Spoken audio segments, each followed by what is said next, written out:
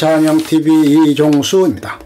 이번 시간은 1129번째 시간으로 일본 물어 23-2라는 글을 읽어드리겠습니다. 일본 물어 23-2 신상목 일본의 골고다 언덕.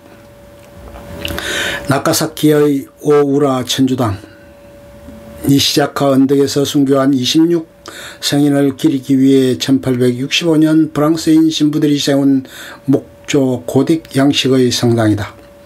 1596년 7월 마닐라를 출발해 멕시코로 향하던 산 펠리페호가 동중국해에서 풍랑을 만나 도사의 우라도 앞바다에 표착한다. 산 펠리페호 선장과 선원들은 화물과 소지품을 몰수당하는 등 일본 측의 비우호적 태도로 고초를 겪다가 이듬해 4월 겨우 수리를 마치고 일본을 떠날 수 있었다. 산 펠리페호 사건이 역사가들의 관심을 끄는 것은 산 펠리페호가 일본에 머무르던 기간 중에 갑작스런 기독교 탄압 사태가 벌어졌기 때문이다. 히데요시는 산 펠리페호가 도착한 지 석 달 후인 1596년 10월 교토와 오사카 일대에서 포교활동에 종사하던 사제와 신도들을 색출하여 처형할 것을 명한다. 대대적인 색출로 24명이 체포되고 압송 과정에서 그들을 도운 이명 등 총 26명의 기독교인이 나카사키로 압송되어 이듬해 2월 처형된다. 이것이 소위 나카사키 26 성인 순교 사건이다. 이 사건으로 스페인 4명, 멕시코인, 포르투갈인 각 1명, 일본인 20명이 나카사키의 니시자카 언덕에서 사형에 처해졌다. 이후 일본의 골고다 언덕으로 불리게 된 곳이다. 우발적 사건이나 다이묘의 사적 처벌이 아닌 일본 최고 권력자의 공식 명령에 의해 기독교도가 처형된 것은 이때가 처음이다.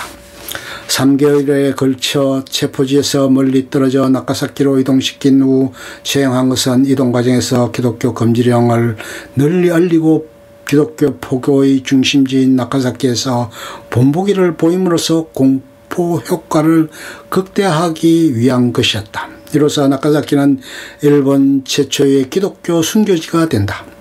히데요시가 왜 갑자기 강력한 기독교 탄압령을 내렸는지 그 이유는 명확하지 않다. 산 펠리페호와 관련이 있는지도 분명하지 않다. 일반적으로 나오는 속설이 있다. 먼저 선교사의 식민지 앞잡이설이다.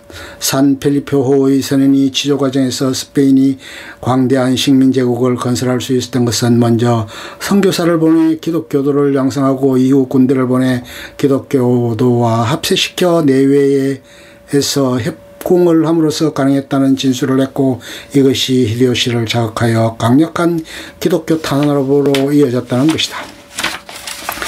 이의 대척점에 예수교 프란체스코회의 대립설이 있다. 당시 일본 포교의 주도권을 쥐고 있던 예수교 선교사들이 프란체스코회 중심의 스페인 세력의 일본 접근을 견제하기 위하여 산 펠리페호 사건을 계기로 스페인을 침략 세력으로 모함한 것이 기독교 탄압으로 이어졌다는 것이다.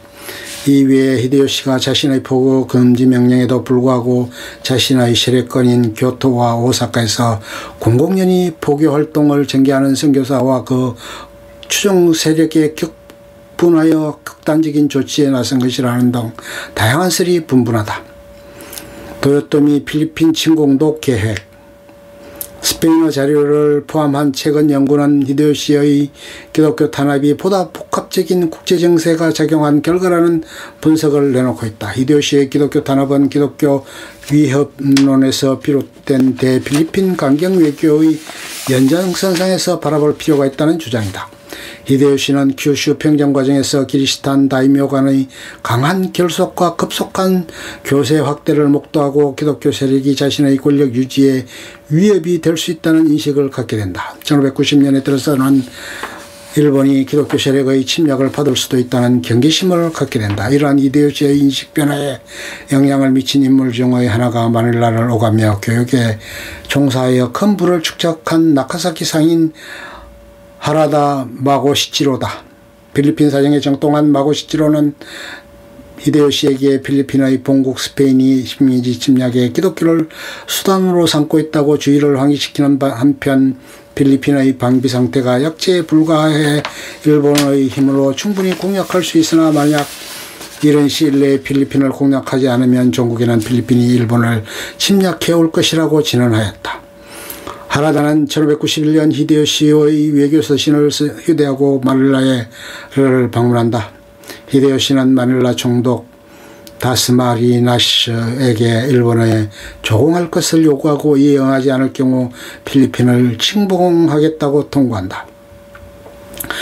한국에서는 이를 두고 터무니없는 공갈 외교라는 평가가 일반적이다. 당시 조선 침략을 준비하던 히데요시가 양면 전쟁을 수행할 능력이 없음을 알면서도 공갈 외교를 폈다고 볼 수도 있으나 전쟁의 우선순위를 바꾸어 대필리핀 전쟁을 먼저 수행할 의향이 정말로 있었는지도 알 수 없다. 히데요시는 당시 망상에 가까운 대외 정복관을 가지고 있었다. 명을 정복하여 베이징에 천황의 거소를 두고 닝보의 태압의 본영을 두어 필리핀, 인도를 아우르는 제국을 지배하는 것이 하늘의 뜻이라고 떠들고 다녔다. 어디로 튈지 모르는 늑비공 같은 그의 심정을 알 길은 없다.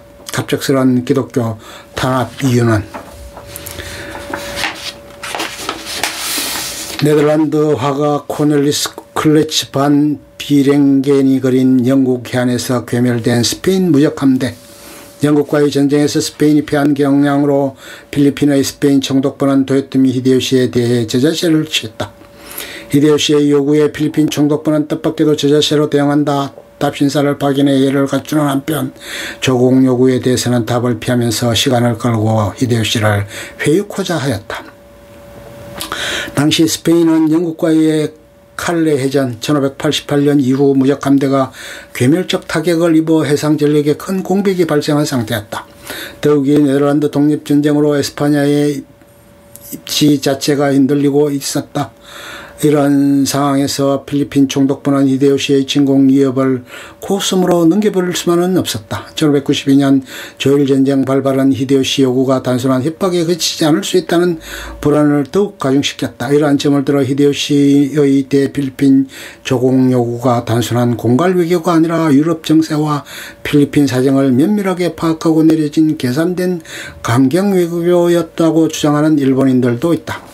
1596년 기독교 탄압령은 특사 파견으로 세간을 벌면서 일본과 필리핀 간의 애매한 평화가 유지되는 와중에 내려진 것이다. 1594년 필리핀에서 파견된 프란체스코 교회 소속 선교사 4명이 스스로 인지를 자체하며 귀환하지 않고 일본에 체류하게 되는데 이들은 당초 목적과 달리 제공받은 주거지를 교회로 만들고 포교활동에 나선다.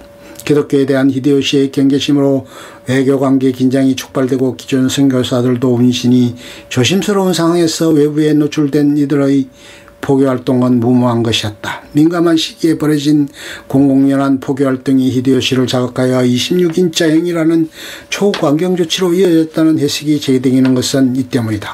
히데요시는 이들의 포교활동을 필리핀 총독부의 일본 침공 업무로 간주할 수 있는 상황이었다. 이러한 해석은 다수설이라 할 수는 없으나 개별국 행위의 동인을 개인의 캐릭터를 넘어 국제정세의 변동에서 파악한다는 점에서 흥미롭다고 할 수 있다. 다만 큐슈 평정 과정에서 키리스탄 다이묘 간의 강한 결속과 급속한 교세 확대를 목적한 히데요시가 기독교 세력이 자신의 권력 유지에 위협이 될 수 있다는 인식을 갖게 된 것은 분명하며 이러한 인식은 그의 뒤를 이어 집권한 독국가와 ES에게도 큰 영향을 미쳤다. 끝. 좋으면 좋아요, 구독, 알림 설정 눌러주세요. 감사합니다.